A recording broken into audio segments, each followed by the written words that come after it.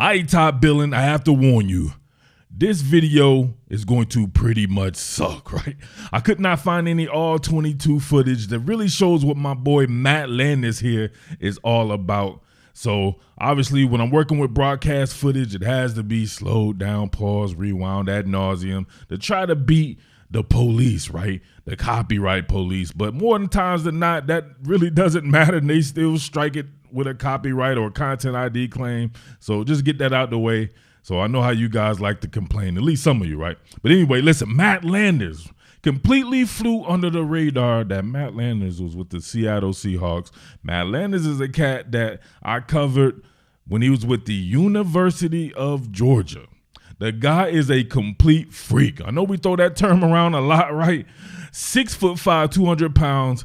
This guy used to get behind Georgia's secondary like you wouldn't believe, right? And pretty much everybody who they face, he has a penchant for just opening it up. I think 4.37 doesn't really measure how fast he is. That's just over 40 yards, right? And if you talk about 50, 60 yards down the field, I think he gets even faster.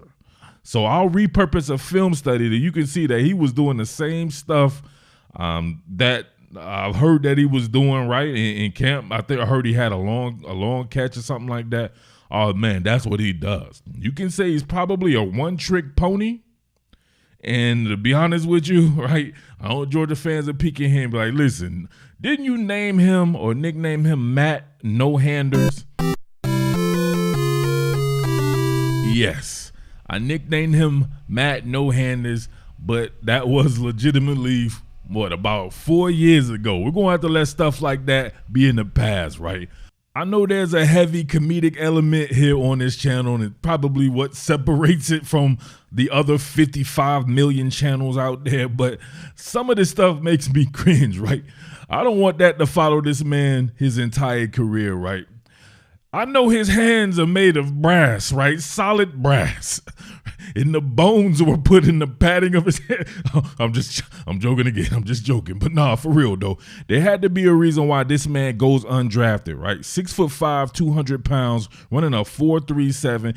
I'm telling you, I don't think there's too many people out there that can run with this guy. Straight up.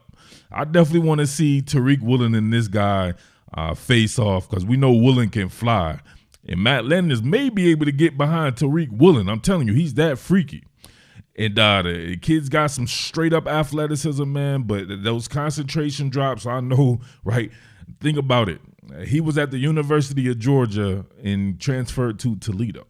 He had a prime opportunity to be a first-round draft pick if he stays at the University of Georgia, but he was falling out of favor because of his hands and the concentration, stuff like that. So, yeah, guys like George Pickens come in and straight up surpass him, and that was all she wrote. He had a prime opportunity, and he let that go right here. So there should be a prime opportunity for this man with the Seattle Seahawks. If you got to dash and stash this dude or whatever like that, he needs to be on your team. Heavy, straight up, early.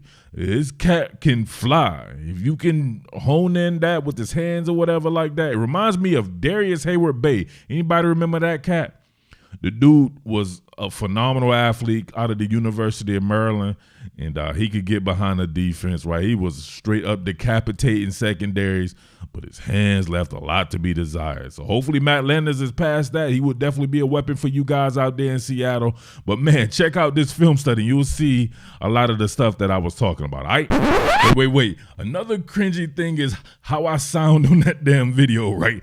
Remember, this was like 4 years ago. I was still working out the kinks, all right? So a lot more polished now, so don't hold that against me, right? Don't make fun of me because I was terrible, please. I was just terrible. All right, but I know a guy right now that I already talked about on here that I was looking to step up to begin with, and I think he can bring a lot to the table, all right?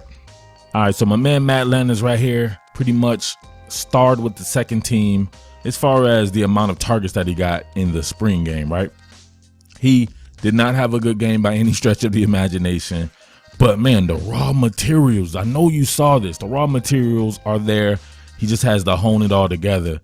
And very much like Jeremiah Holloman early in his Dogs career, you know what I mean? Same exact thing. You just got to put it together. A little bit raw, got to put it together. And I can see this guy doing big things right here. But I think stride for stride, he's even faster than Jeremiah Holloman. Check this out right here.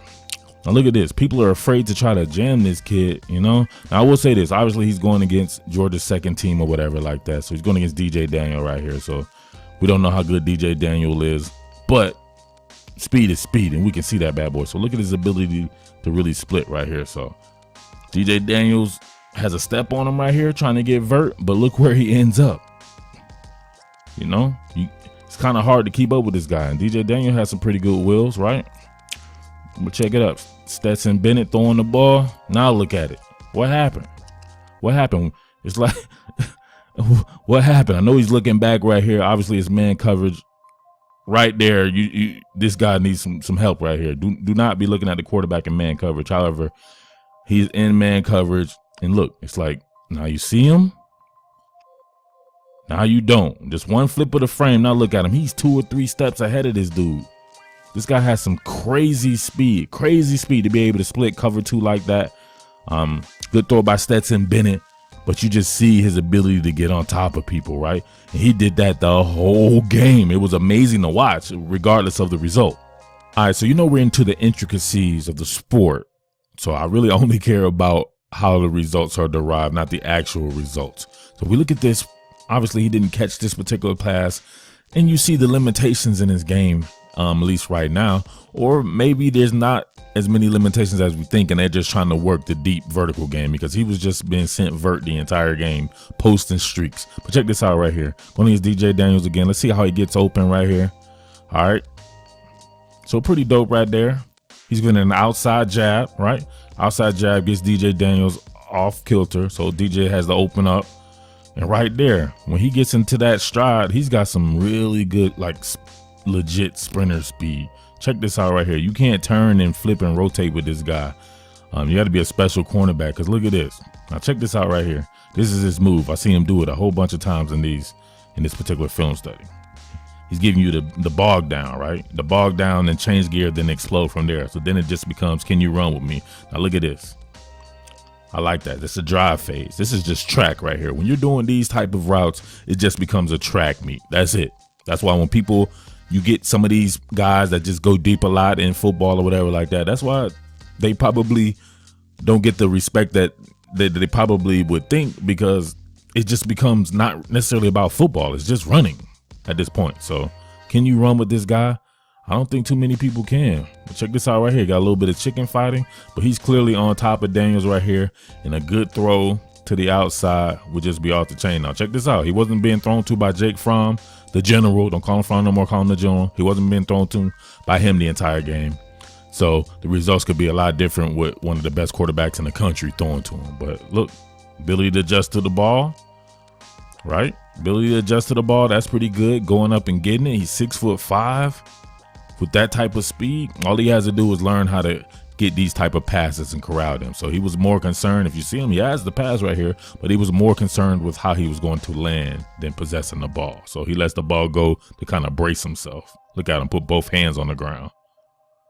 Just little things like that. I'm telling you, once he can clean something up like that and being thrown to and being on the field with some other players of his ilk, being thrown to by the general, I think things can change for him. But he's got all the raw tools.